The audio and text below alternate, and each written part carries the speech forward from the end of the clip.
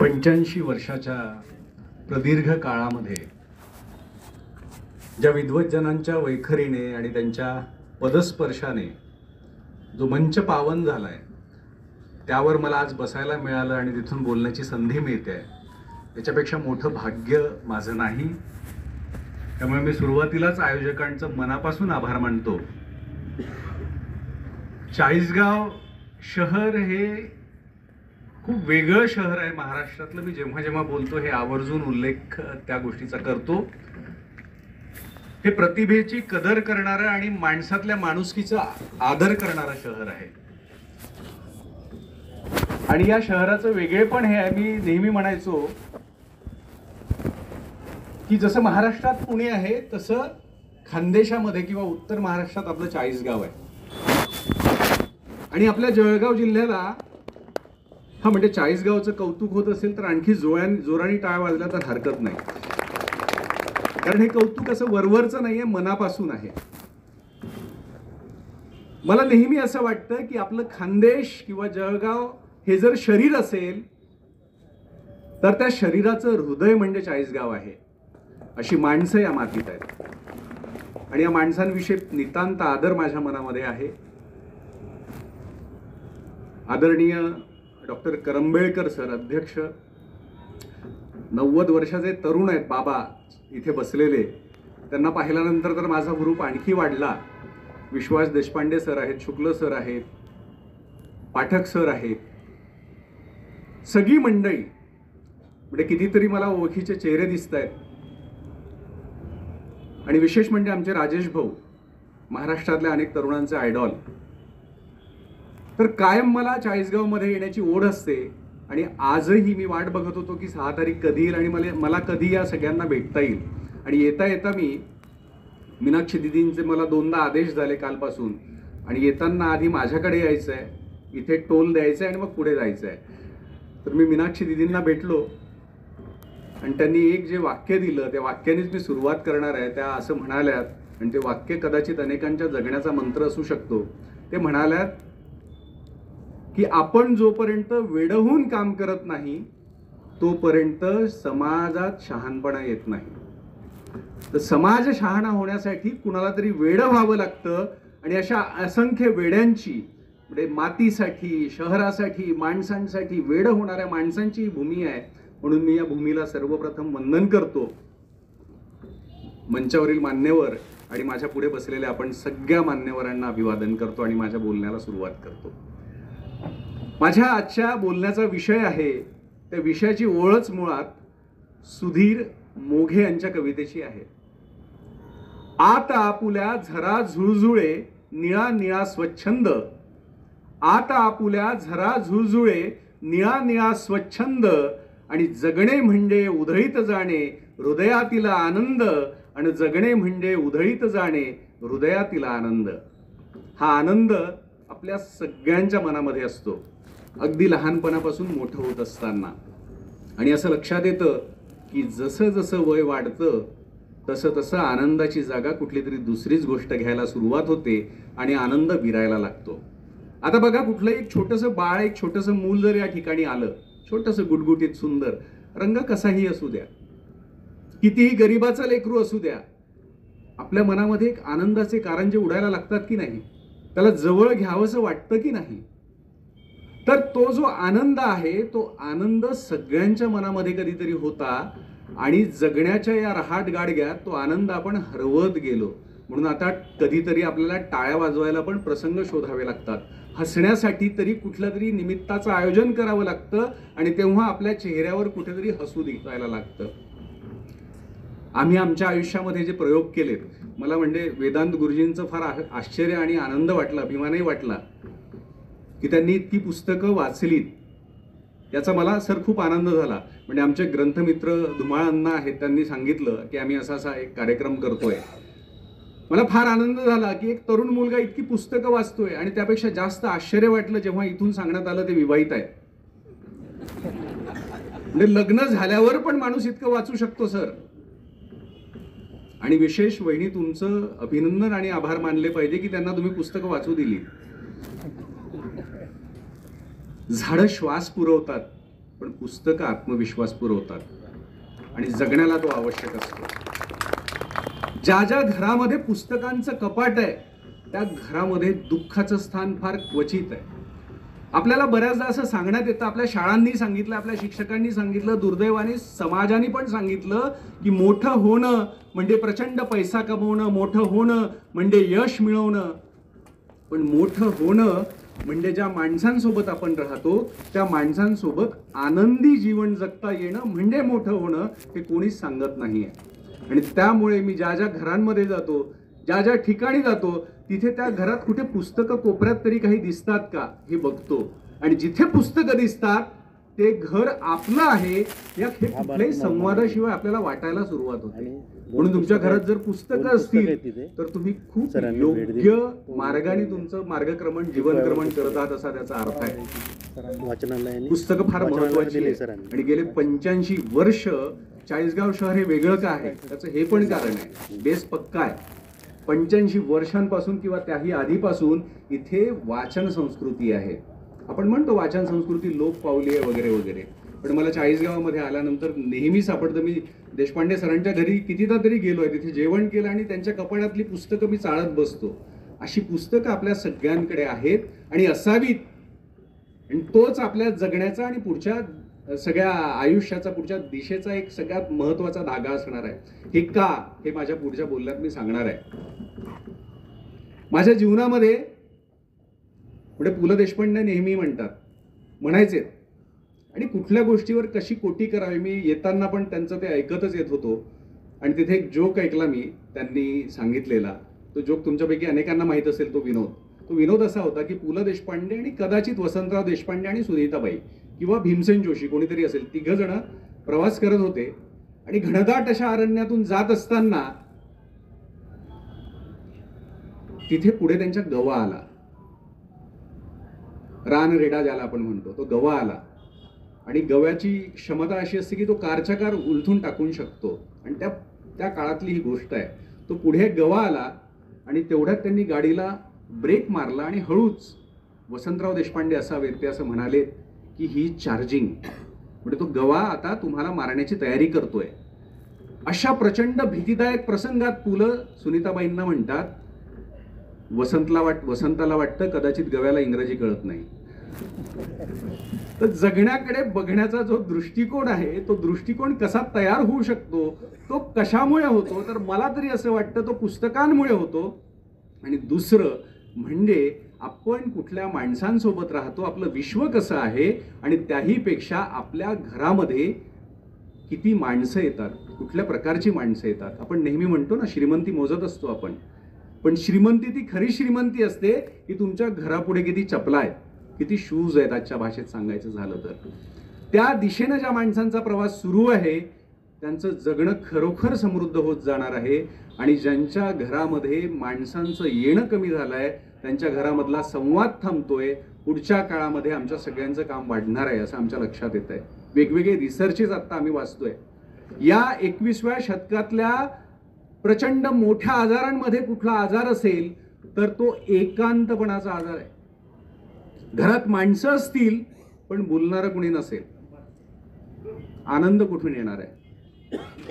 मी नेहमी सांगत असतो, आजच्याही बोलण्यात मी सांगतो, हा आनंद येतो कुठून. सगळ्यात आपल्याला डिफाईन करावं लागेल. आनंद म्हणजे काय, सुख म्हणजे काय, यश म्हणजे काय.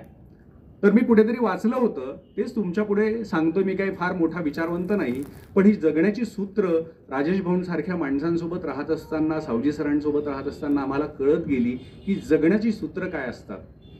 आपल्याला यश हा शब्द माहिती आहे, यशस्वी व्हायचंय, आपल्या घरातल्या मुलांना आपल्याला यशस्वी करायचं आहे. पण यश म्हणजे काय, तर यश हे डिपेंड असतं लोकांवर. म्हणजे यश हा शब्द जो आहे तो समाजाशी निगडीत आहे. म्हणजे तुम्ही यशस्वी आहात की नाही हे कोण ठरवणार, तर समाज कसा बघतोय तुमच्याकडे ते ठरवणार. त्यांच्या तुमच्या व्यक्तिगत फिलिंगशी संबंध नाही.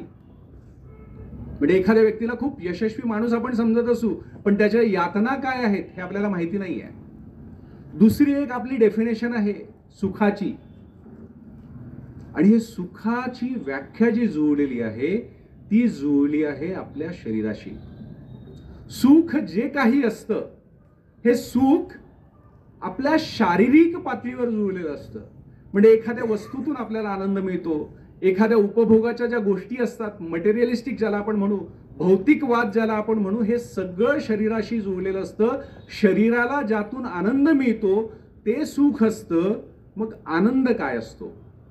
तर आनंद ही अशी गोष्ट आहे की त्याच्यासाठी कुठली श्रीमंती लागत नाही, त्याच्यासाठी कुठल्याही वस्तू लागत नाही, त्याच्यासाठी कुठल्याही तथाकथित ज्या काही आजच्या समाजाच्या धारणा आहेत त्या लागत नाही. आनंद त्या गोष्टींमधून मिळतो. किंवा मी अशी डेफिनेशनच केली आहे की श्रीमंत माणसं कोणती आहेत डॉक्टर साहेब? तर श्रीमंत माणसं ती आहेत ज्यांना पैशांशिवाय आनंद मिळवता येतो. ती माणसं खरीखुरी श्रीमंत आहेत. आणि आत्ता आपली ही परिस्थिती आहे की आपल्याकडे एखादी गोष्ट गेल्या 8 दिवसात फ्लिपकार्ट किंवा ॲमेझॉनवरून आलेली नसेल तर जगातले सगळ्यात दुःखी आपण असतो.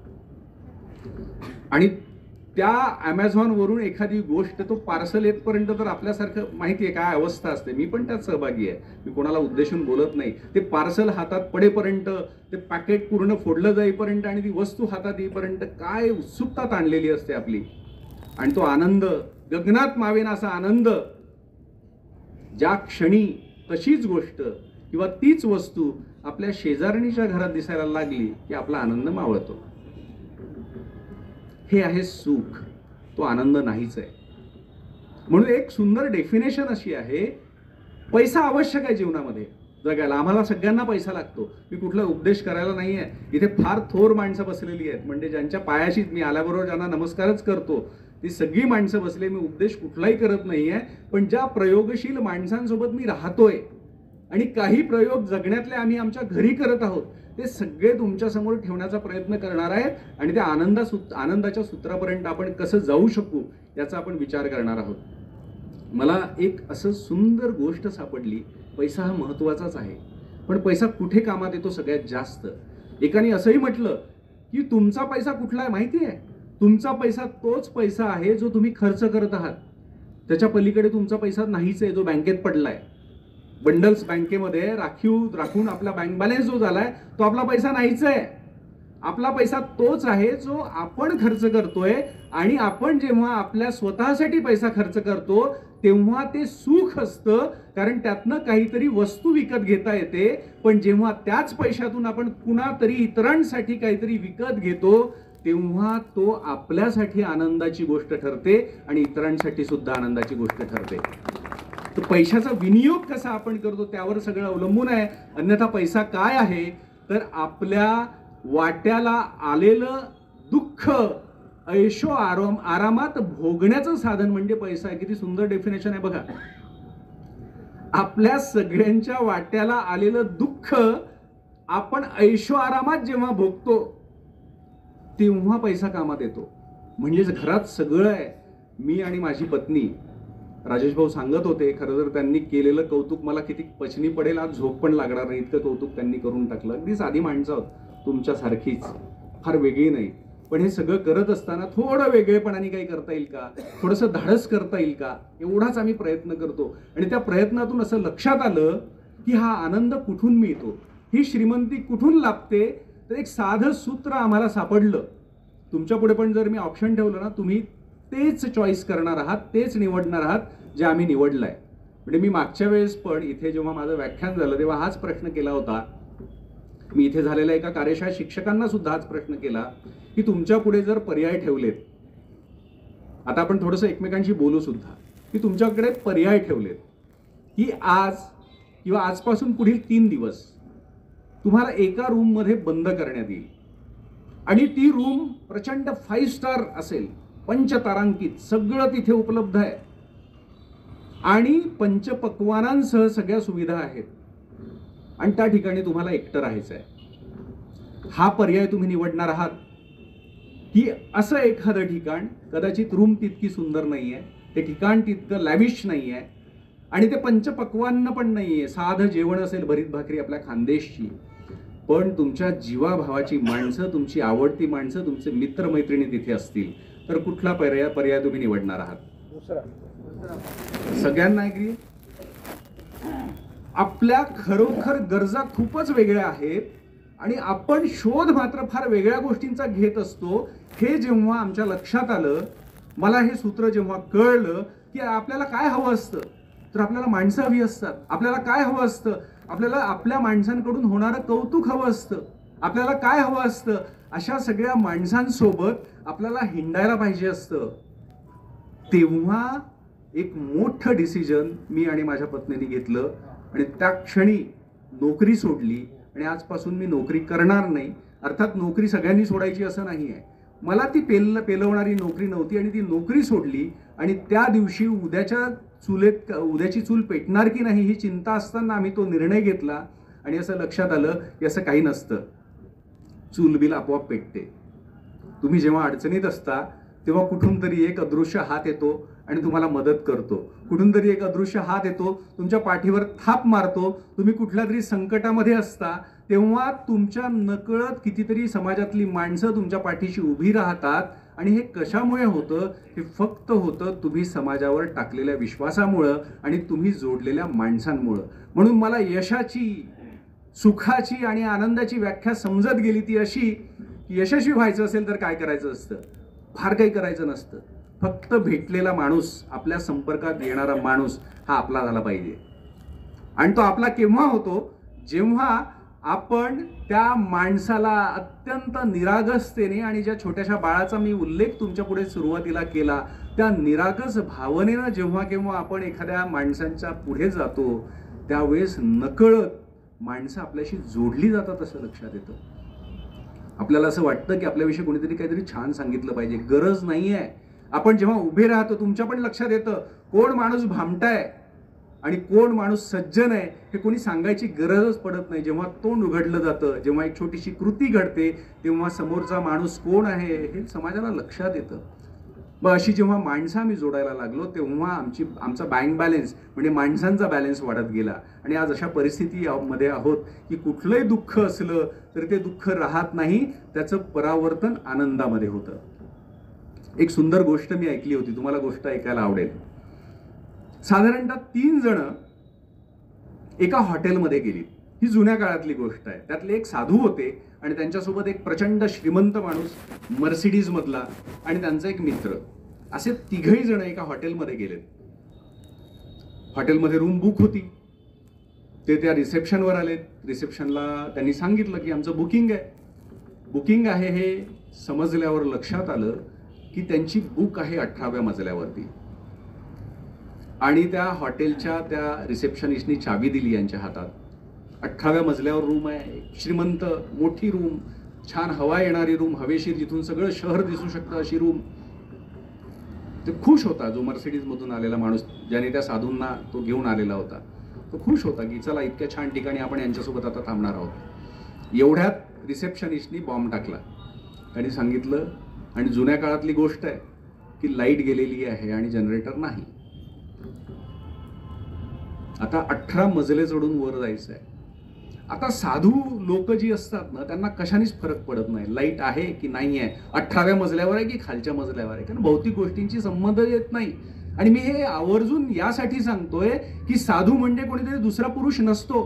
ते साधुत्व आपल्या सगळ्यांमध्ये सुद्धा जिवंत असतं. सगळ्यांमध्ये, प्रत्येकात ते असतं. आपल्या प्रत्येकात कुठेतरी विवेकानंदांचा अंश आहे, आपल्या प्रत्येकामध्ये कुठेतरी टिळकांचा अंश आहे, आपल्या प्रत्येकात कुठेतरी ज्ञानेश्वर माऊली जिवंत आहे. म्हणून हा समाज इतक्या चांगल्या दिशेने अजूनही प्रवास करतोय, अजूनही आपण सुरक्षित आहोत. तर ते साधू ते आनंदी होते.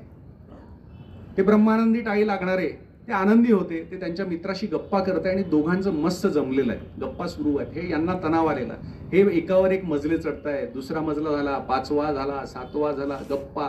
ते बाबा काहीच बोलत नाही आणि यांच्या गमती जमती सुरू आहेत खूप. एकमेकांना सांगतायत, हसत आहेत, टाळ्या वाजवत आहे. हे टेन्शनमध्ये अजून 7-8 मजले बाकी आहेत चढायचं आहे म्हणून. आणि असं सगळं टेन्शनमध्ये असताना ते 16व्या 17व्या मजल्यापर्यंत जातात. ते आणखी टेन्शनमध्ये का? थोडंसं त्यांना बरं वाटतं की आपण ॲटलिस्ट पोहोचलो, 18व्या मजल्याच्या जवळ आलो. पण अचानक टेन्शनमध्ये येतात, कारण त्यांना लक्षात येतं की आपण इथे आता 18व्या मजल्यावर पोहोचणार आणि आता लेटण्याची झोप घेऊ, थोडीशी आराम करू, थकलो आहोत या सगळ्या विचारात असताना, कल्पना रंगवत असताना त्यांना हे लक्षात येतं की त्या 18व्या मजल्याची चावी तिथे डिस्कशन सुरू असताना जी रिसेप्शनने दिली होती ती तिथेच विसरलो आहेत आपण. आता त्यांना आठवलंय की पुन्हा खाली जायचंय. याचा फरक त्या साधूंना पडणार नाही, कारण साधू हे प्रवासाला निघालेले आहेत. ते फक्त त्या ध्येयाला, जिथे पोहोचायचंय, ज्याला आपण मंजिल म्हणतो, त्या मंजिलला अंतिम ध्येय मानत नाहीये. तर जगण्यालाच, त्या पूर्ण प्रवासालाच ते आनंद किंवा ध्येय मानतात. आणि एक गुलजार साहेबांचं वाक्य आहे, ते फार सुंदर आहे, ते तुम्हाला मला या ठिकाणी सांगावं असं वाटतं. म्हणजे आपल्या सगळ्यांच्या जीवनात सुद्धा बऱ्याचदा असंच होतं की आपण प्रवास करतो आहोत, आपल्या एका ध्येयापर्यंत आपल्याला पोहोचायचं आहे, एक कुठलं तरी ठिकाण आपल्याला गाठायचं आहे म्हणून आपला प्रवास सुरू झाला आहे. अगदी एखाद्या गावाला जाताना सुद्धा आपण असं करतो. गावाला निघण्याची तयारी असते, घाई असते, धावपळ असते, बॅग भरतो, आनंदात असतो. प्रवास मात्र बऱ्याचदा कटकटीचा असतो, कारण आपल्या सहप्रवासी कोण सापडेल काही सांगता येत नाही. लग्न झाल्यावर पण असंच होतं बऱ्याचदा.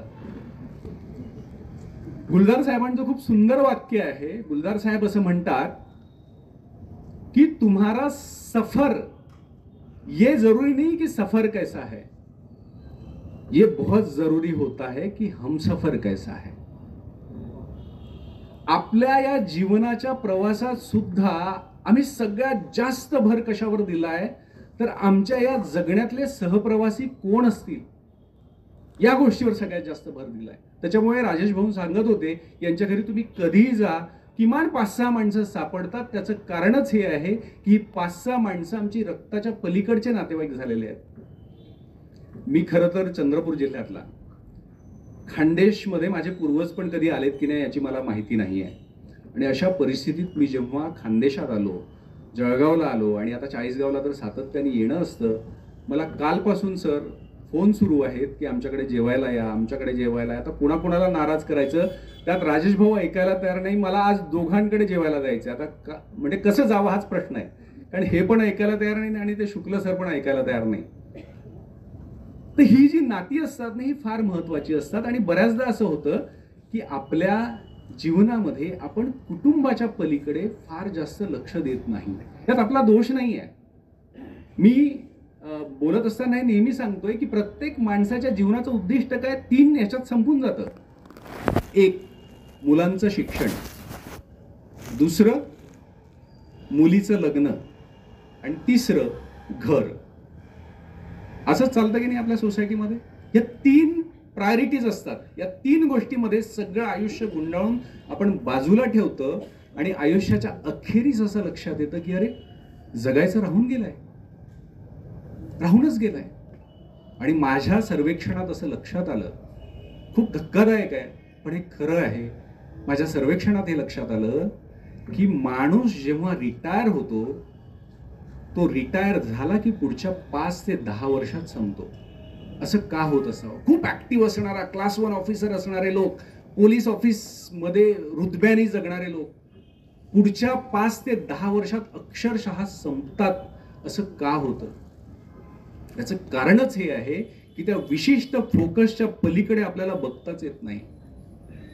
घराघरामध्ये पुस्तकं आहेत, नसतील तर ते उपलब्ध आहे शहरांमध्ये. कोणी ती पुस्तकं वाचत नाही, जेव्हा की पुस्तकांमधून आपल्याला जगण्याचे संदर्भ कळतात, जगण्याचा आनंद कळतो. आणि हा आनंद बाहेर शोधावा लागत नाही, सुख हे कायम बाहेर शोधावं लागतं. आणि आनंद मात्र वाढत जातो नात्यांमधून. आम्ही समुपदेशनामध्ये काम करतोय आणि मुद्दाम मी त्या विषयाकडे तुम्हाला फोकस करणार आहे. घराघरामध्ये आता एक प्रश्न निर्माण झाला आहे. सगळ्या घरात सोयी सुविधा आहेत, टाईल्सच्या बाथरूम झालेल्या आहेत. म्हणजे जी टाईल्स आपल्या घरामध्ये कधी नव्हती, पहिल्या रूम मध्ये नव्हती, ती आता बाथरूम मध्ये सुद्धा आहे. आणि अशा घरांमध्ये प्रचंड डिप्रेशन, प्रचंड नैराश्य वाढायला लागलेलं आहे. आणि कितीतरी केसेस दररोजच्या आमच्याकडे यायला लागल्या आहेत. आणि हे कुणाही सोबत होऊ शकतं. हा काही दोष आहे किंवा गुन्हा आहे असं बिलकुल नाही. हा अजिबात गुन्हा नाही आहे.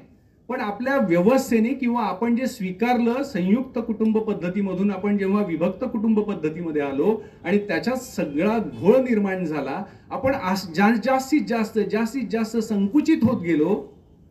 आधी घरं कशाची होती? आधी घरं नात्यांची होती, आता घरं भिंतींची आहेत. हा मेजर फरक आहे. आणि जिथे जिथे भिंतींची घरं उभी झाली फक्त, तिथे तिथे प्रश्न खूप मोठे व्हायला लागले आणि आता डॉक्टरांकडे जावं लागतंय. आधी समाजामध्ये मानसतज्ञ, मानसशास्त्रज्ञ किंवा समुपदेशक ही संकल्पना जवळजवळ अस्तित्वात नव्हती. कारण आपल्या जीवनात कुठेही काहीही घडलं की लगेच ते कुठेतरी आपण व्यक्त करायचो आणि ते व्यक्त झाल्याबरोबर आपल्याला त्या दुःखाची चिंताच नसायची. कोणीतरी शेजारची, कोणीतरी नात्यातली व्यक्ती ते सगळं दुःख स्वतः पेलायला तत्पर असायची. आणि हे सगळं दुःख आता आपल्या एकट्यावर येऊन पडलंय. बाहेरच्यांचं सोडा, घरातली माणसं, आपली माणसं, पहिलं रिलेशन सुद्धा आपलं दुःख समजू शकेल की नाही अशी परिस्थिती असल्यामुळे कितीतरी केसेस आमच्याकडे येत आहे. आपल्याला असं नेहमी वाटत असतं आणि मी नेहमी हे बोलत असतो की आपल्याला असं वाटतं की पैसे आलेत की सगळे प्रश्न मिटतील, पैसे आले की सगळं छान होईल. मलाही असंच वाटायचं. आणि प्रत्येक तरुण माणसाला, आता प्रणील माझ्यासोबत आहे, त्यालाही असंच वाटतं की एखाद मस्त 2-4 कोटी रुपये कमवले की सगळे प्रॉब्लेम सॉल्व्ह, उद्यापासून आयुष्य छान. हे सगळं आपल्याला पण वाटलं. पण जेव्हा पैसे येतात तेव्हा लक्षात येतं की पैशांनी फक्त वस्तू विकत घेता येतात, किंवा मगाशी मी जे म्हणालो, पैशांनी फक्त दुःख ऐशो आरामात भोगता येतं, त्याच्या पलीकडे जाता येत नाही. जगायला मात्र ज्या गोष्टीची गरज असते ती गोष्ट असते आपल्या हृदयातल्या आनंदाची. आणि हा आनंद कुठून मिळू शकतो? आपण ज्या शांततेच्या शोधात आहोत ती शांतता कुठून मिळू शकते? याची सूत्र विज्ञानात दिलेली आहे. म्हणजे साधं सूत्र आहे. तुम्हाला आनंदी व्हायचं असेल तर तुम्ही नाती निर्माण केली पाहिजे. तुम्ही आनंदी असणार आहात. म्हणून बघा, कुठल्या तरी निमित्ताने, कुठलं लग्न प्रसंग असेल, कुठलं काहीतरी असेल, ज्यावेळेस आपण सगळेजण एकत्र येतो, आता तर ते पण एक टूम निघालेली आहे की जुने मित्र, 20 वर्षांपूर्वीचे कॉलेज फ्रेंड्स, आमची बॅच म्हणून सगळे एकत्र येतात. काय आनंदी, विदाऊट मेकअप छान दिसतात ते. मेकअप केल्यामुळे उलट ते ओळखू शकत नाहीत एकमेकांना. विदाऊट मेकअप छान दिसतात, कारण एकमेकांना भेटले, नात्यांमधून आनंद निर्माण झालाय. आणि ही शांतता कुठे लाभते? शांतता कशातून निर्माण होते आपल्या मनामध्ये? तर शांततेचं सूत्र आहे, सोपं सूत्र आहे शांततेचं. आपल्या मनामध्ये ज्या कुणाविषयी काही धारणा असतील, काही चुकीच्या गोष्टींनी त्रास होत असेल, ती व्यक्ती आपल्याला तुच्छ लेखत असेल आणि अशी जर भावना आपल्या मनामध्ये निर्माण झाली असेल, तर अशा व्यक्तीला माफ करून टाकलं तर नुसतं माफ केल्याने मनाला शांतता मिळते. हे मी प्रयोग स्वतःवर करून अनुभवलेला आहे. शांततेचं दुसरं सूत्रच नाही आहे. शांतता कुठून येते? तर जिथे आपण एखाद्याला माफ करतो, त्या माफ करण्यातून शांतता निर्माण होते. आता या क्षणी तुम्ही अशा व्यक्तींना आठवा ज्यांनी तुम्हाला प्रचंड त्रास दिलाय, ज्यांच्यामुळे तुम्हाला प्रचंड वेदना झाल्या आहेत. ती व्यक्ती घराबाहेरची असू शकते, ती व्यक्ती कदाचित घरातली असू शकते. त्या व्यक्तीला आठवा आणि या क्षणी जर माफ करता येत असेल तर त्यांना माफ करण्याचा प्रयत्न करा. तेव्हा शांतता मिळते.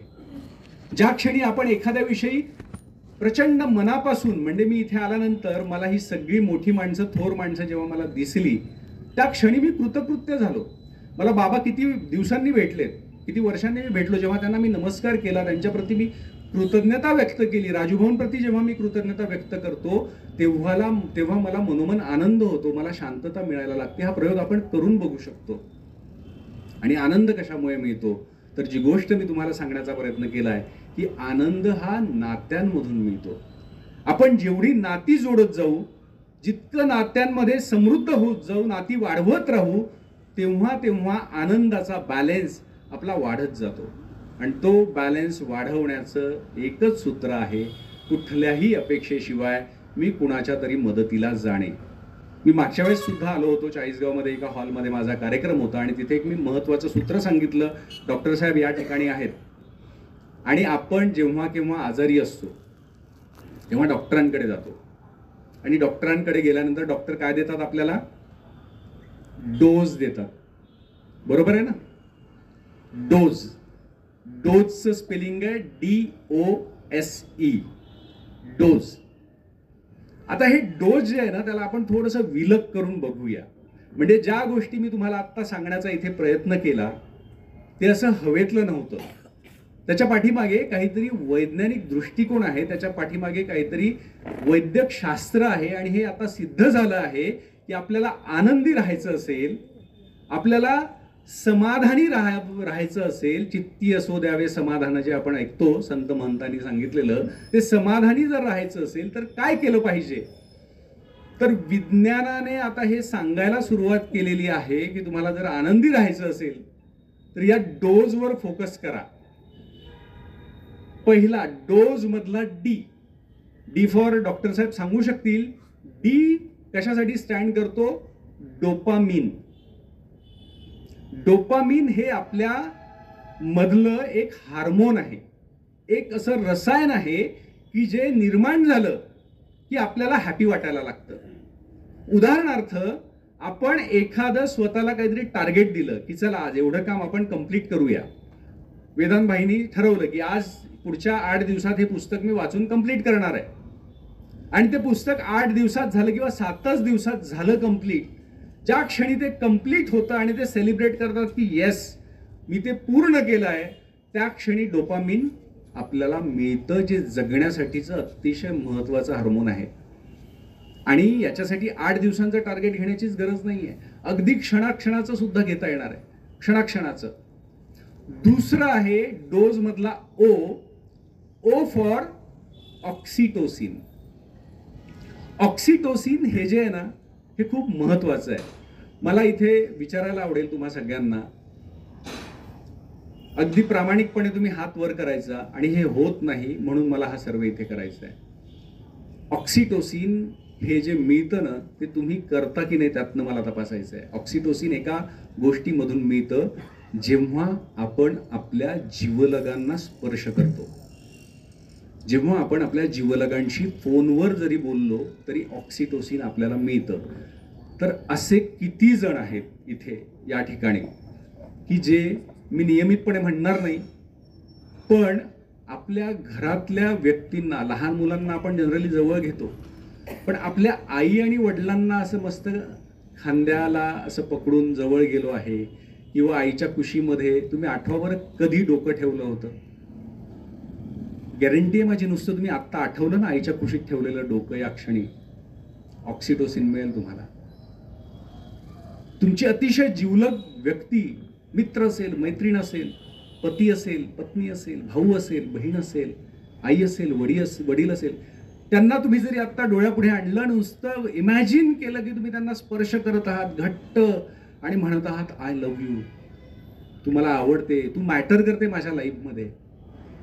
किती दिवसात म्हटलंय आपण हे किंवा असं केलंय? काही जण करतात बघा, 90s आहेत बाबा,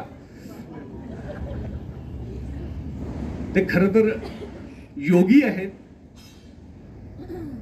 त्या अर्थाने ते डॉक्टर आहेत. धाडस होत नाही ना पण आपल्या खूप जवळच्या माणसांना असं करण्याचं. आपण बाहेर खूप मिठ्या मिठ्या मारतो, घरात नाही होत शक्य. आणि विज्ञान सांगतंय की तुम्हाला आनंद मिळवायचा असेल, तुम्हाला घरातल्या लोकांसोबत आनंदी राहता आलं पाहिजे. आणि आजच्या काळातलं सगळ्यात मोठं दुःख हे आहे की ब्युटी पार्लरमुळे असेल किंवा आणखी कुठल्याही कारणाने असेल, असं समजू नका महिलाच जातात, हे जर गेले तर 2 तास उठत नाही त्या सलून मधून. घरात जेव्हा आपण माणसांना बघतो, घरात असताना बघा त्यांचे चेहरे पडलेले असतात. उगाच थोड्या वेळासाठी जेव्हा आपण बाहेर कुठेतरी मैफिलीत जातो, कुणाला तरी भेटतो, तेव्हा मेकअप केल्यासारखं एक स्माईल आपल्या चेहऱ्यावर असतं. हे आजच्या या काळातलं सगळ्यात मोठं दुःख आहे, कारण आपल्याला आनंदी राहण्याची प्रॅक्टिसच उरलेली नाही.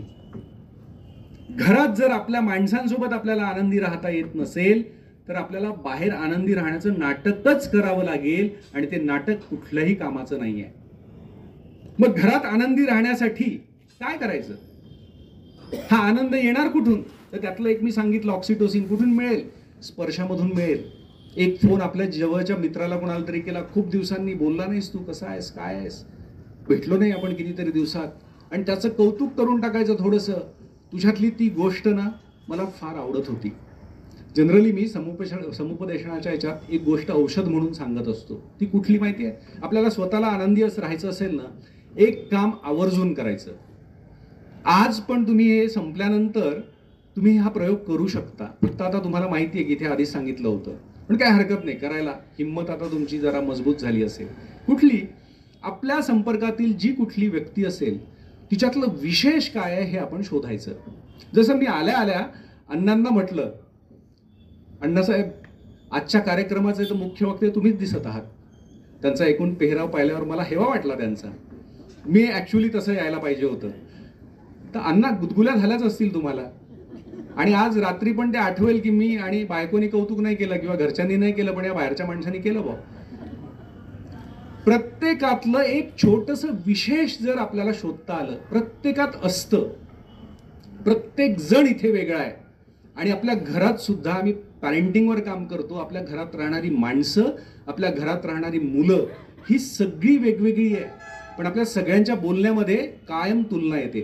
त्याला जमतं बघ ते, तुला हे नाही जमत. याला हे जमतं, त्याला ते नाही जमत. नाही, प्रत्येक जण वेगळा आहे आणि त्या प्रत्येकातलं वेगळेपण ज्याला शोधता येतं, बघा, प्रत्येकातलं वेगळेपण ज्याला शोधता येतं तो माणूस आनंदी राहतो. पण ते नुसतं शोधून उपयोग नाही. मला विश्वास देशपांडे सरांना हे सांगता आलं पाहिजे की सर तो लेख काय सुंदर लिहिला तुम्ही, काय वाक्यरचना होती त्याची. आपल्या संपर्कात येणाऱ्या प्रत्येक माणसाची PhD करायची गरज नाहीये. ऍटलिस्ट खूप खोलात शिरता येत नसेल तर नुसतं साडीचं कौतुक करा, बायकोच्या, स्वतःच्या. झालं नसेल तुम्ही सांगू शकता, इकडे कित्येक महिन्यात झालं नसेल. आज माझ्यासोबतच गोची झाली. सकाळी माझ्या पत्नीचं व्याख्यान होतं एका शाळेत, ती तिकडे गेली आणि ती आली. मी वेगळ्याच सगळ्या विवंचनेमध्ये होतो आणि शेवटी तिने मला विचारलं. बायका बिचाऱ्या विचारतात शेवटी, शेवटचं काहीच उरत नाही. शेवटी कशी दिसते मी, ही नामुष्की असते खरं तर, पण विचारतात. आणि त्याच्यावर मी मूर्खपणा केला. म्हटलं वा छान दिसतेस, पण ही साडी तू आधी घातली आहे ना. भांडण होता राहिलं आमचं, कारण तिने पहिल्यांदा घातली होती. हे बारीक लक्ष ठेवावं लागतं. आणि बघा, आपल्या जीवनामध्ये जगण्यात आनंद निर्माण करायला बाकी कुठल्याच गोष्टी लागत नाही. प्रचंड बक्कळ पैसा असलेली प्रचंड दुःखी माणसं मी या जगात पाहिली आहे. माझ्याकडे काउन्सिलिंगसाठी आलेली आहेत.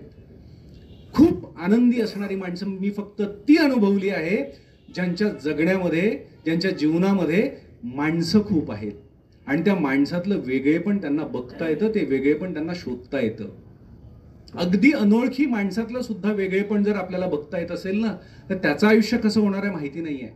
माझं आयुष्य मला सुंदर दिसलं पाहिजे. म्हणजे हे दोघं जण इथे आलेत, मग लगेच हेरलं की यांचं सहजीवन कसं असेल, किती सुंदर असू शकतं. ज्या घरामध्ये पुस्तक आहेत, ज्या घरामध्ये पुस्तकांच्या भिंती उभ्या होतात ना, तिथे नात्यांमध्ये भिंती उभ्या होत नाही. त्या सगळ्या भिंती कोसळून पडतात. भांडत नसतील असं नाही वाटत मला, आणि भांडणात कोण हरत असेल हे पण मला माहिती आहे, पण मी पण नवरा आहे. पण हे भांडण हे रात्री मिटलं पाहिजे आणि दुसऱ्या दिवशी नवं भांडण सुरू होत असेल तर हरकत नाही. मला परवाच मी भरतदादा आंबळकरांना भेटलो मी परवा, आणि भरतदादा आणि हेमाताई दोघंही होते आणि त्यांनी मला हे खूप सुंदर सांगितलं. सर, भरतदादा आंबळकर मला बोलले की म्हणे गेल्या इतक्या वर्षात असा एकही दिवस नसेल ज्या दिवशी आम्ही भांडलो नाही, पण अशी एकही रात्र नसेल ज्या दिवशी आम्ही प्रेम केलं नाही, एकमेकांचं कौतुक केलं नाही. आमचं सूत्र ठरलं होतं, पहिल्या दिवशी आमचा नियम ठरला होता की टोकाची भांडणं करू, मतभेद टोकाची करू, पण सकाळी झालेलं भांडण रात्री एकमेकांकडे पाठ करून झोपण्यापर्यंत जाणार नाही, याची दोघांनी आपण काळजी घ्यायची. दुसरा दिवस उगवला की दुसऱ्या दिवशी पुन्हा नवं भांडायचं, पण त्या दिवशीचं भांडण त्याच दिवशी संपवायचं. हे खरं तर आनंदी जगण्याचं सूत्र आहे. म्हणून हे वारंवार मी सांगणार आहे की तुमच्या संपर्कात येणाऱ्या प्रत्येक माणसाचं वेगळेपण शोधा, आणि नुसतं शोधू नये. मी हे सगळं करत असतो, शोधू नये, ते वेगळेपण त्यांच्यापर्यंत पोहोचवा. बघा ना, सकाळी कोणतरी मला म्हणतं की रे वा, शर्ट काय सुंदर घेतलाय, नवीन आहे का? नवीन नसेल, तो सुंदर नसेल तरी मला वाटायला लागतं की सुंदर शर्ट घातलाय मी. असं सगळ्यांबद्दल होतं की नाही? कुणाला आनंद होत नाही. आणि ही गोष्ट बाहेरून जेव्हा आत जाते, तुमच्यामधल्या गुणांपर्यंत पोहोचण्यापर्यंत तुमची दृष्टी भेदक होते की व्यक्तीच्या आतलं पण आपल्याला बघता येतं, तेव्हा आपल्या आयुष्यातच तुरटी फिरते. तुरटीचं काम काय आहे? तुरटीचं काम आहे पाणी शुद्ध करणं. तसं जगणं शुद्ध करण्याचं काम आपला दृष्टिकोन करत असतो. आणि तो दृष्टिकोन येतो कुठून? कुठूनही येत नाही. तो शिकवावा लागत नाही आणि तो शिकवता येत नाही. आपण पालक आहोत. पालक म्हणून मुलांच्या जीवनात कितीतरी दृष्टिकोन देण्याचा प्रयत्न केलाय. थकून गेलो आहोत आपण. ते जे शिकायचं ते शिकतात आणि बऱ्याचदा ते आपण जे शिकलो आहोत ना, आपल्या जगण्या वागण्यातून शिकत असतात. म्हणून तो दृष्टिकोन येतो कुठून? तर तो दृष्टिकोन येतो चिंतनातून. तो दृष्टिकोन येतो विचारांमधून. तो दृष्टिकोन येतो जो आपला जीवनाचा प्रवास आहे. त्या प्रवासाला जेव्हा आपण महत्त्व देतो, फक्त त्या ध्येयापर्यंत न पोचता, तेव्हा तो दृष्टिकोन प्राप्त होतो. मला एक किस्सा या ठिकाणी आठवतो. मी कुठेतरी ऐकलेला आहे. लोकमान्य टिळकांनी गीता रहस्य लिहिलेलं होतं आणि त्याच्या प्रस्तावनेमध्ये त्यांनी सांगितलेलं आहे, आपल्याला कायम काहीतरी मिळवायचं असतं. मी पण त्यातलाच आहे. काहीतरी प्राप्त झालं म्हणजे आपण खूप खुश. मग आपण सेल्फी टाकतो, फोटो टाकतो, सोशल मीडियावर ते सेलिब्रेट करतो. त्यातल्या काही जणांना तुमचे ते फोटो बघून प्रचंड दुःख होतं, काही जणांना खूप आनंद होतो. हे सगळं चालत राहणार. पण तो प्रवास तिथेच थांबतो. ज्या क्षणी आपण एखाद्या ठिकाणी पोहोचतो, तिथे ती सगळी मजाच संपून जाते. लोकमान्य टिळकांनी सांगितलं की त्या प्रस्तावनेत काय सुंदर वाक्य आहे. आज मला आपल्याला सांगताना दुःख होत आहे की गीता रहस्य माझं लिहून पूर्ण झालंय.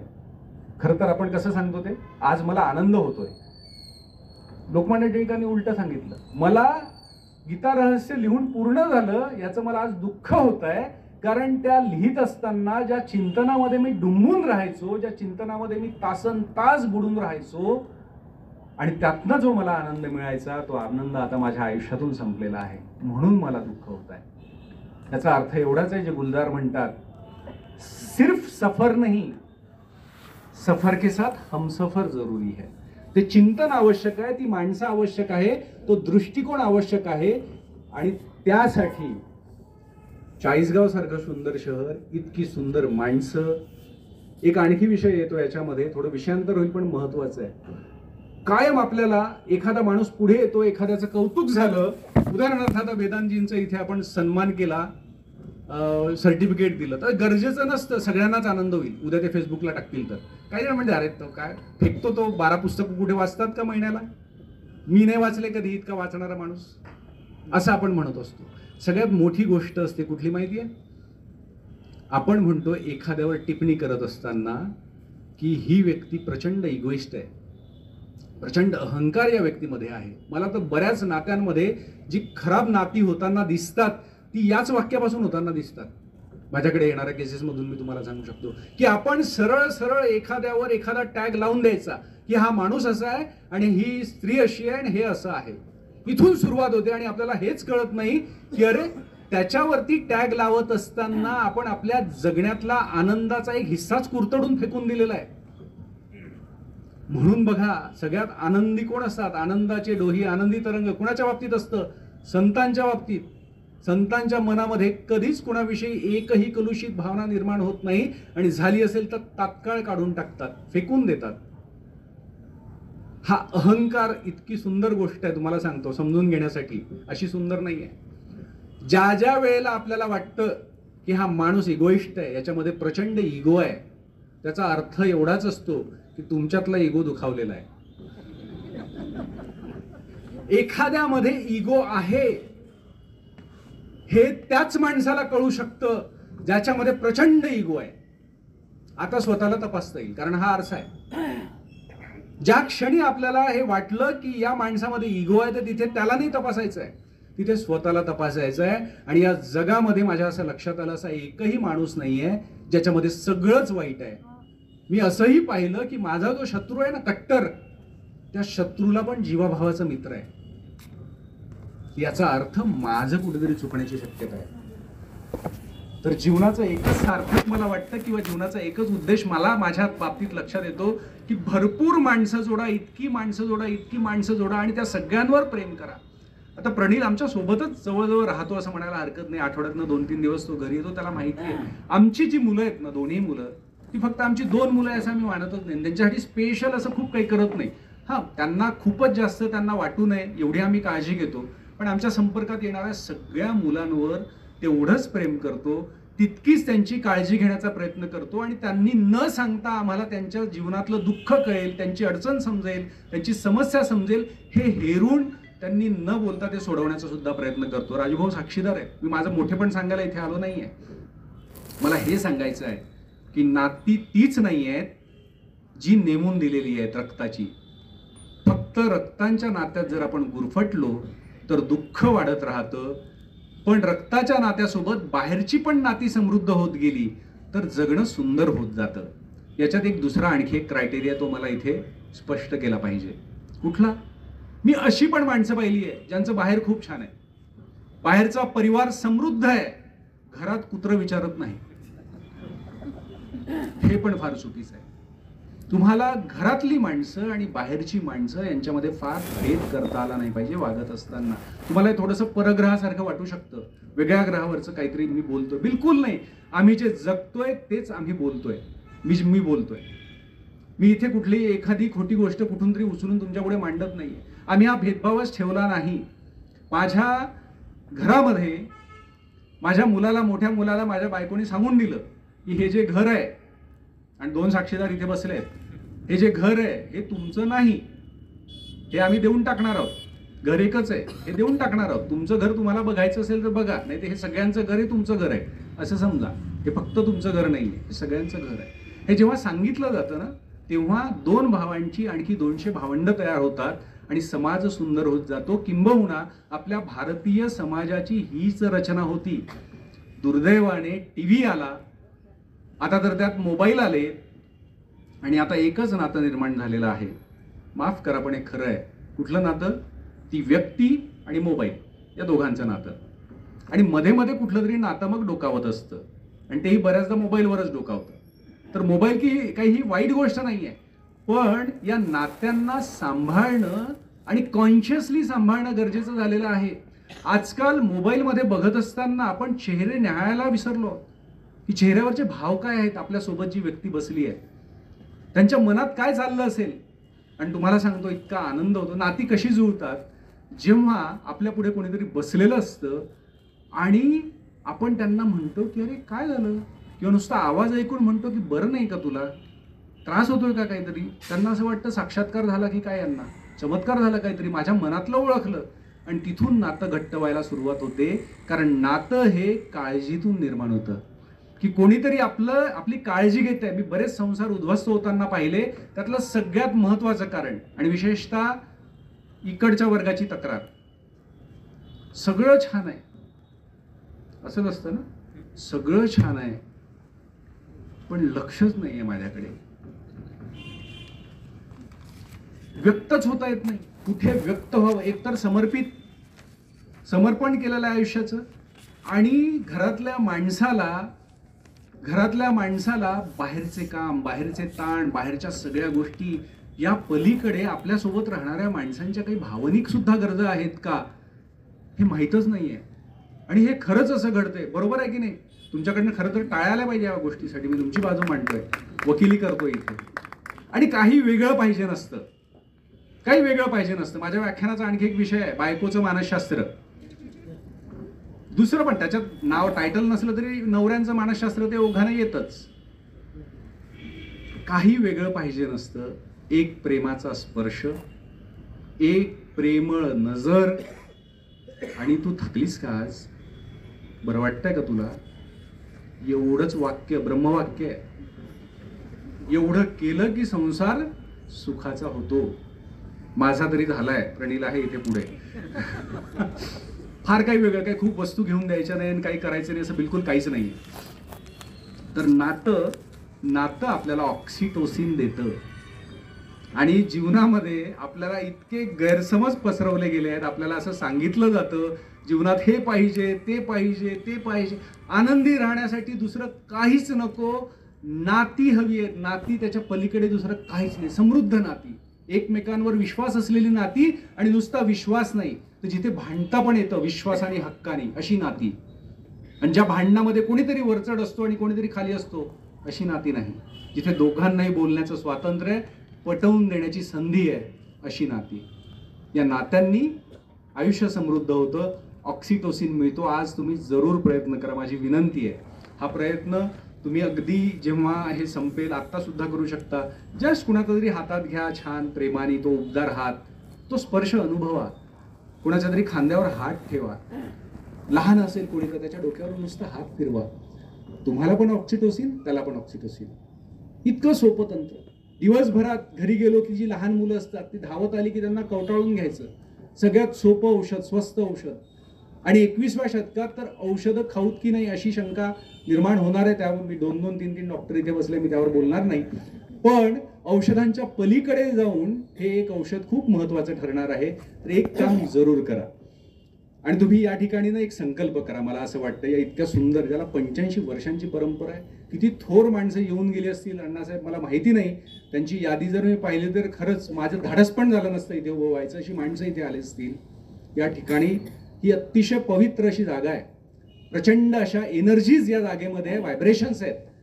या ठिकाणी एक संकल्प एक केला पाहिजे असं मी तुम्हाला आग्रह करेन की आज इथून गेल्यावर किंवा उद्या सकाळी उठल्या उठल्या एक काम करा की अतिशय अशा जवळच्या व्यक्तीला आपल्या मनात त्याच्याविषयीच्या ज्या काही भावना असतील ना चांगल्या, उद्याच्या दिवशी वाईट नका बोलू, उद्याचा दिवस टाळू आपण, ते सांगू कधीतरी बसवून मस्तपैकी की मला या क्षणी ना असं वाईट वाटलं होतं.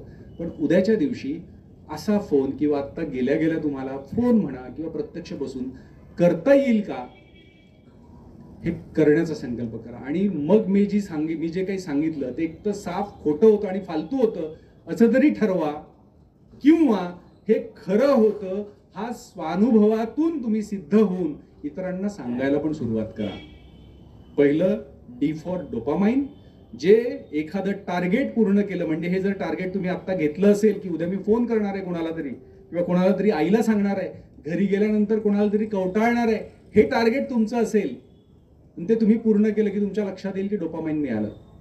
आणि दुसरं ऑक्सिटोसिन, स्पर्श, प्रेमाचे शब्द, कोणाचं तरी कौतुक, ते तुम्हाला मिळालं. तिसरा आहे डोज मधला एस, सेरोटोनिन. सेरोटोनिन हे इतकं महत्वाचं हॅपीनेस हार्मोन आहे की त्याच्याशिवाय जगण्यात जीवन जगताना आपण आनंदीच राहू शकत नाही. आणि आजच्या काळातली सगळ्यात मोठी गोष्ट दुःखाची ही आहे, आपल्या जीवनामध्ये प्रचंड दुःख आहेत. समाज प्रचंड दुःखी झालेला आहे असं दिसतं, कारण आमच्याकडच्या केसेस वाढत आहेत. म्हणून मी तुम्हाला सांगू शकतोय अधिकाराने, सेरोटोनिन ही गोष्ट फक्त एकातून मिळते. औषधांमधून ती मिळत असेल पण औषधं कुणाला खावीशी वाटत नाही. सेरोटोनिन मिळतं जेव्हा आपण कुणाला तरी मदत करतो, हेल्प करतो.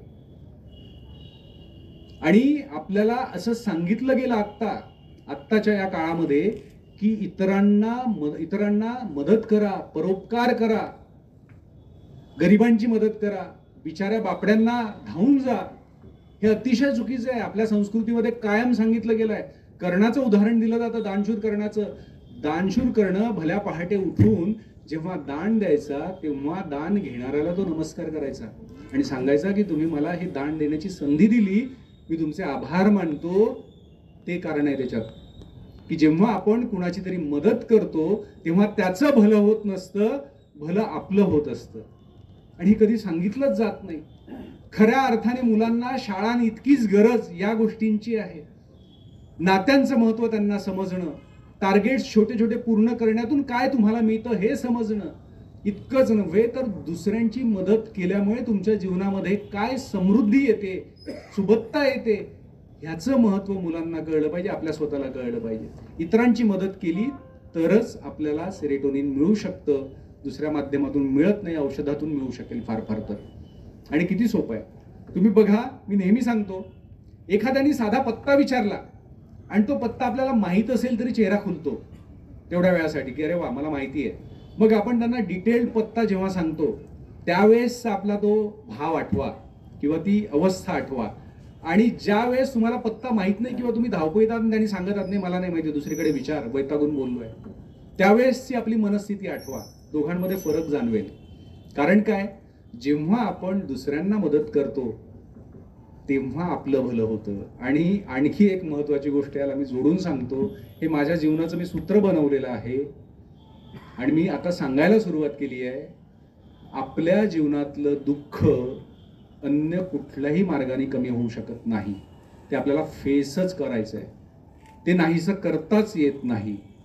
आपल्या जीवनातलं दुःख, आपल्या वेदना फक्त एका मार्गाने कमी होतात किंवा दूर होतात जेव्हा आपण इतरांचं दुःख कमी करतो.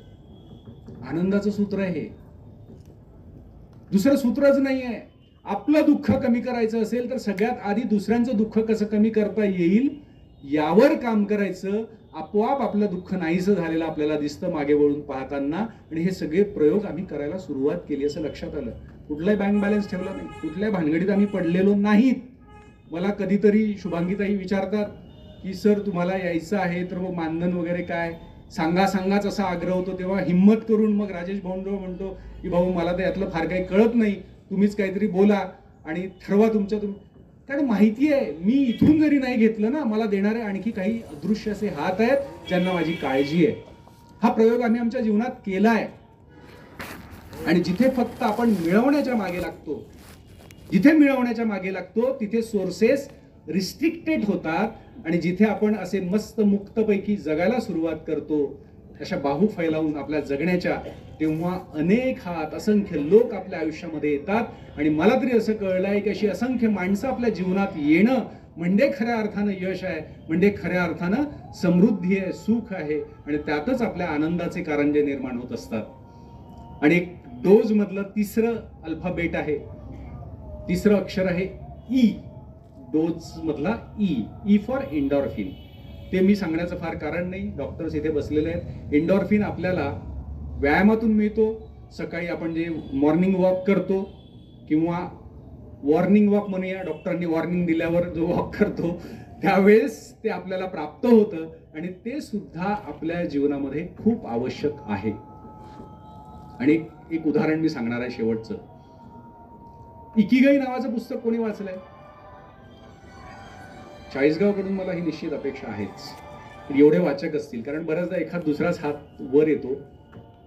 तर माझी विनंती आहे, अण्णासाहेब आहे आपल्याकडे ते इकिगाई? हा असेलच. इकिगाई पुस्तक नक्की वाचायला घ्या. एक छोटंसं सूत्र मी तुम्हाला सांगणार आहे, एकदम छोट्या वाक्यामध्ये, कमीत कमी वाक्यामध्ये. इकिगाई हा एक अतिशय आनंदी आणि दीर्घ आयुष्य जगण्याचा एक फॉर्म्युला आहे. इकिगाईमध्ये 4 गोष्टी सांगण्यात आल्या. सोप्या भाषेत सांगतो, सोपं करून तुम्हाला एकदम. 4 गोष्टी सांगण्यात आल्या. आनंदाने राहायचं असेल तर काय केलं पाहिजे आणि आनंदी राहिल्यामुळे काय होतं. तर आनंदाने राहायचं असेल तर हे 4 इकिगाईचे 4 नियम पालन करायचंय. आणि आनंदी राहिलं तर माणूस 120 वर्षांपर्यंत जगतो. माणसाचं सरासरी आयुष्य तेवढं आहे.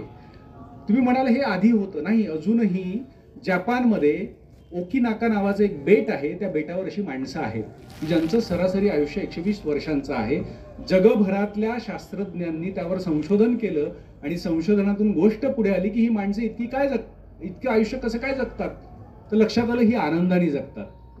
पण त्यांच्या जीवनात आनंद आणि आमच्या का नाही आहे? याचं कारण असं आहे, मी तुम्हाला प्रश्न केला तर तुम्हीच उत्तर देऊ शकाल. किती जण असे आहेत जे त्यांच्या जीवनामध्ये आनंद वाटतोय म्हणून काम करतायत? बहुतेक जण तर पैसे मिळू शकतील, मिळतीलच हे पण नाही, हा, पैसे मिळू शकतील म्हणून काम करतायत. आपण शिकलो पण त्यासाठीच. आपल्या शाळांनी काय सांगितलं? मोठं व्हायचंय म्हणजे काय? छान नोकरी मिळाली पाहिजे. बघा गावामध्ये आपल्याकडे पण असेच सत्कार होत असतील. जो कुठला तरी क्लास 1 आणि क्लास 2 ऑफिसर झालाय, जनरली एक खूप आनंदाने जगणारा माणूस 40गाव मध्ये होत असेल, पण बाहेर असं होत नाही. आनंदाने जगण्यासाठी सगळ्यात महत्वाचं काय आहे? त्या इकिगाई पुस्तकातून सांगितलेल्या 4 गोष्टी आहेत. त्यातली पहिली गोष्ट, तुम्हाला जे आवडतं तेच करा. सोप्पा फॉर्म्युला. आणि तुम्हाला वाटत असेल की हे अशक्य आहे, बिलकुल अशक्य नाही.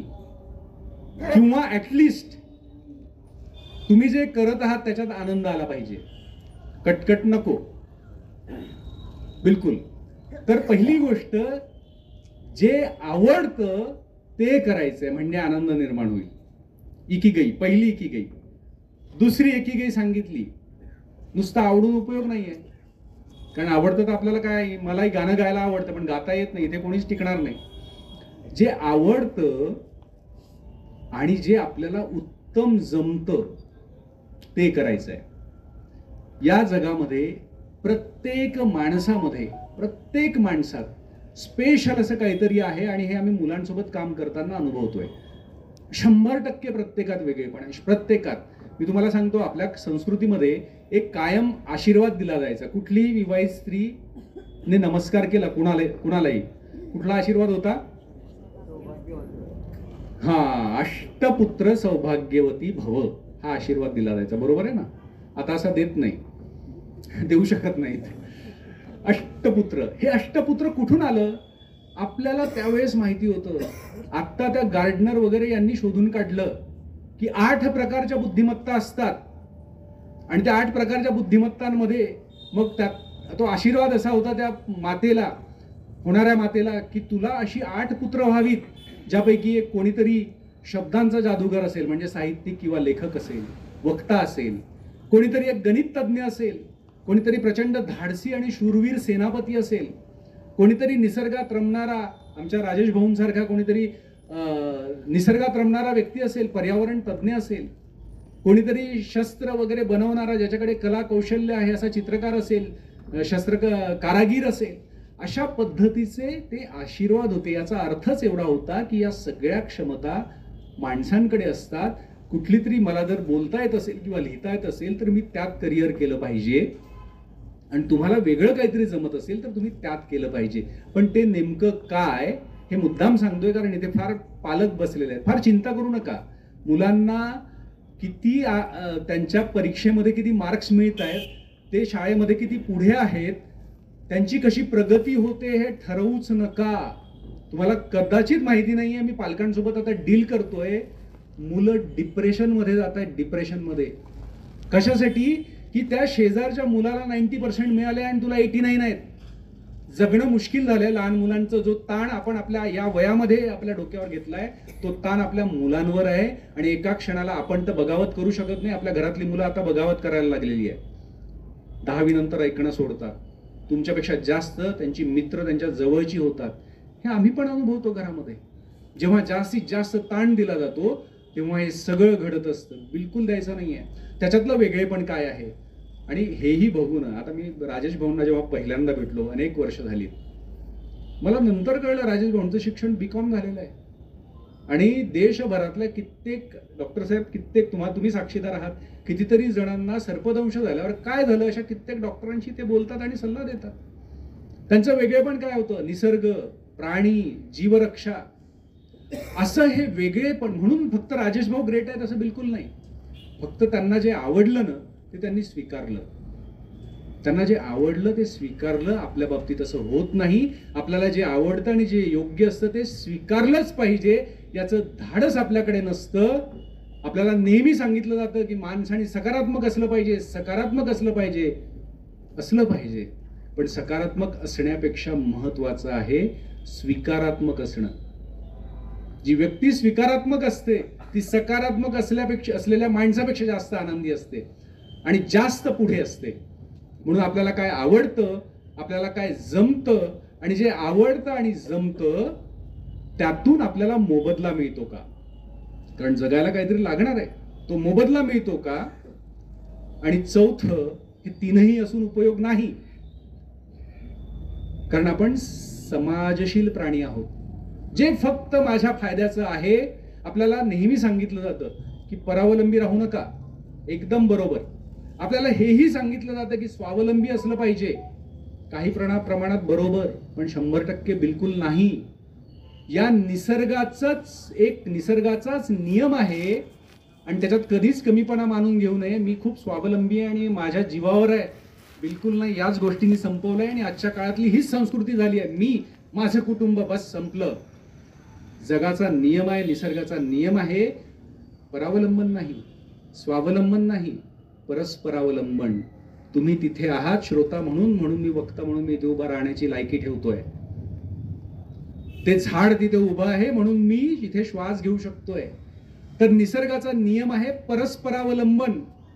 मला आज येत असताना आपल्याच चाळीसगाव शहराचे सुपुत्र, आणि काय चाळीसगाव शहर आहे, मला कौतुक वाटतं, भोकरे कुटुंबीय, काय माणसं आहेत. मी आधुनिक संतच म्हणतो अशा सगळ्या लोकांना. भोकरे सरांचा फोन आला आणि ते मला म्हणत होत्या, वहिनी सर दोघेही बोलत होते, म्हणे खूप सारे आमच्याकडे जॅकेट स्वेटर्स हे सगळं पडलं आहे आणि सगळे नवीन आहेत, वापरलेच नाही गेले आहेत, आणि आम्हाला इतकं गिल्ट फील होतोय की हे नुसते पडून आहेत, आपण काहीतरी केलं पाहिजे. आता वर्ष होऊन गेलं म्हणे हे सगळं पडून आहे, कुणाला तरी दिले पाहिजे. पण मनोज, मला ना थोडी शंका येते आहे की आपण ज्यांना कोणाला विचारू तर ते विचारणं किती योग्य आहे, की तुम्हाला हे लागणार आहे का, तुमची गरज आहे का, हे कसं विचारायचं. कारण आमच्याकडे अनेक मुलं येतात आणि विचारण्यामुळे अपमान तर होणार नाही. म्हटलं सर, हा विचार तुम्ही करूच नका. तुम्ही जर मलाही देणार असाल ना, तर मी एका कारणासाठी तर तुम्ही दिलेलं जॅकेट नक्कीच वापरेल. कारण दुसऱ्यानं दिलेलं जेव्हा मी वापरायला सुरुवात करतो ना, जरी माझ्याकडे असेल तरी, त्यावेळेसच माझ्यातला अहंकार गळून पडतो आणि मला जाणीव होते की माझी डिपेंडन्सी कुणावर तरी आहे आणि कुणामुळे तरी मी आहे. तेव्हा दुःख कमी व्हायला लागतं. छोटंसं शेवटचं उदाहरण सांगतो आणि मी थांबणार आहे. तुमचे काही प्रश्न असतील तर ते पण आपण करूयात. आमचे एक मित्र आहेत, अमरभाई कुकरेजा म्हणून. नवरंग चहा तुम्हाला माहिती असेल, जळगावला खूप फेमस आहे. तर त्यांनी त्यांच्या मुलीचं लग्न करत असताना असा विचार केला की सिंधी कम्युनिटीमधले आहेत आणि त्यांनी ठरवलं की आपण नेहमीपेक्षा जरा वेगळं करूयात, फार उधळपट्टी करू नये, साधेपणाने लग्न करू. पण या लग्नात जो काही मला काही लाख रुपयांचा खर्च येणार आहे त्यातनं मी एका गोशाळेचं बांधकाम करायला तयार आहे. मग त्याने एक गोशाळा शोधून काढली, खूप जुनी, 36 वर्ष जुनी गोशाळा शोधली आणि ती गोशाळेचं त्यांनी रिनोव्हेशन केलं आणि मला ते दाखवायला घेऊन गेले की यात आणखी काय वगैरे वगैरे. आणि ते सांगत असताना म्हणाले की मनोज भाई, मी ना एक काम केलंय म्हणे. एकतर ज्या लोकांच्या डोनेशनमधून ही गोशाळा उभी राहिली आहे, ती गोशाळा त्यातले एकही मटेरियल मी बाहेर फेकले नाही, विटेचा तुकडा सुद्धा नाही. आणि त्यांनी मला दाखवलं की त्यांनी ते वापरलंय, कारण त्यांच्या भावनांची ती कदर आहे म्हणे. आणि मी ही गोशाळा, माझी आत्ता क्षमता आहे तरी पण 100% बांधकाम मी पूर्ण करणार नाही. माझा अहंकार वाढेल म्हणे की मी केलं सगळं, त्याच्यामुळे मी याच्यात थोडंसं बाकी ठेवून जाणार आहे, जेणेकरून हे दुसरं कोणीतरी पूर्ण करेल आणि माझ्या एकट्याचा तो अहंकार वाढणार नाही. आणि हा किस्सा मी आमच्या मेंटॉरला ऐकवला, आमच्या अतुल दादांना, आणि त्यांना सांगितलं. ते खूप खुश झाले. मनोज रुको, बोले एक मिनिट, यही सेम मेरे साथ हुआ है. मैं जब पढ़ता था तो मेरे पिताजी यूपी में थे, तो हम जिस घर में रहते थे उसी घर को खरीदने का पिताजी ने ठान लिया जब उनकी रिटायरमेंट हो गई. और एक अच्छी सी अमाउंट उनको मिल गई. उस जमाने में 70-80 हज़ार कुछ थी वो, और वो घर भी उतनी अमाउंट का था लगभग. तो वो घर खरीदने का उन्होंने ठान लिया. और वो हमारे जो चाचा थे, और सगे चाचा नहीं, दूर के चाचा रिश्तेदार, उनके यहाँ गए और उनको बोला कि मुझे घर खरीदना है, ये घर खरीदना है और मुझे आपसे 15,000 रुपये चाहिए घर खरीदने के लिए, और मैं ये आपको वापस देने वाला नहीं हूँ, और मैं इसलिए आया हूँ कि आप दे सकते हो. बोला ऐसे क्यों? तो बोले, मैंने वो पूछा पिताजी को, ऐसे क्यों किया आपने? तो मैंने इसलिए किया बेटा कि जब वो घर हमारे नाम हो जाएगा ना, हम उसमें ये घर हम खरीद लेंगे, उस वक्त मुझे ये अहंकार कभी नहीं रहेगा की ये घर मेरा है. जो बहुतेक अहंकार घेऊन जगात समाजातली सगळी माणसं हिंडत असतात. आयुष्यात काय केलं तर मुलांचं शिक्षण, मुलं इथे शिकतात तिथे शिकतात, मुलीचं लग्न धूमधडाक्यात, अन्न वाया जाईपर्यंत, आणि प्रचंड असा झगमगाट करणारा बंगलो, याच्या पलीकडे आपण काय केलं, हा भाव माझ्या मनात येऊ नये म्हणून मी त्या काकांकडनं ते पैसे घेतले. आणि मला याची कायम जाणीव राहील की ते 15,000 रुपये त्या काकांच्या या घरात लागले आहे, म्हणजे ते घर त्यांचं सुद्धा आहे. असा जेव्हा दृष्टिकोन आपण ठेवतो तेव्हा समाजातली लोक आपल्याला आपली भावंड वाटायला लागतात. नाहीतर सारे भारतीय माझे बांधव आहे ही प्रतिज्ञा तर आपण लहानपणापासूनच शिकत आलो आहोत, आणि घरातली भावकी बाहेरपर्यंत गेलेली आहे. असंच झालंय ना. त्याचं कारण हे आहे की जे आपल्या वाचण्यात आलं, जे शिक्षणात आलं, ते जगण्यात आलं नाही. म्हणून अशा पद्धतीने जर आपल्याला राहता येत असेल, एकमेकांच्या हातात हात घेता येत असेल, एकमेकांना मदत करता येत असेल, तर आपल्या जगण्यासाठी आनंदाची वेगळी प्रोव्हिजन करावी लागत नाही. आणि पैसा आपल्याकडे असलेला हा दुसऱ्याचा आनंद वाढवणारी गोष्ट ठरू शकते. केवळ आपलं दुःख ऐशो आरामात साजरं करण्यासाठीची ती गोष्ट ठरत नाही. हे आपण लक्षात घेतलं पाहिजे. तुम्ही मगापासून खूप शांत बसला आहात. विषय आनंदावरचा आहे आणि गंभीर करून टाकला मी तुम्हाला. खूप गंभीर केलं नाही. ह्या खूप छोट्या छोट्या गुपितांच्या संदर्भात मी बोललो. फार वेगळं करायचं नाही. आत्ता तुम्हाला 2 मिनिटात आनंद देतो मी. 2च मिनिटं, फार वेळ नाही. एकतर मी जसा इशारा करेल तसं तुम्हाला करायचं आहे. आपण टाळ्यांचा एक प्रकार इथे घेऊ. आम्ही नेहमी वर्कशॉप्स घेतो, त्याच्यामुळे त्यातला एक घेऊ. तुम्हाला बघा क्षणार्धात तुमच्या चेहऱ्यावर, काही चेहरे मला इतके गंभीर, म्हणजे मी घड्याळाकडे पाहिलं तर 8च वाजलेले आहेत, 12 वाजल्यासारखे वाटले मला. छोटीशी गोष्ट करू. काय करायचंय, मी जसा इशारा करेल तेवढंच करायचंय. एक म्हणेल, तुम्ही केलंही हे असेल याआधी. 1 केलं की एका बोटाने टाळी वाजवायची आणि तो आवाज अनुभवायचा आहे. 2 केलं असं करायचं. 3 केलं 3 बोटाने. 4 केलं 4. आवाज बदलत जातील आणि खूप मजा येईल तुम्हाला. रेडी? 1. हा आवाज काळजीपूर्वक ऐका. काही पांढऱ्या केस पण दिसत आहेत मला. तुम्हाला आठवत असेल, आपण शेताच्या बांधावर असताना पक्ष्यांचा थवा उडत गेला ना, तसा आवाज आहे तो पक्ष्यांचा. संध्याकाळी कोणीतरी भाजीला मोहरीची फोडणी दिली असेल. गृहिणींच्या चेहऱ्यावर तर जास्त मोठा आनंद दिसतोय. मग घरात कोणीतरी ऑर्डर करतं की फक्त एवढंच, पापड नाही तळले का, पापड तळूयात.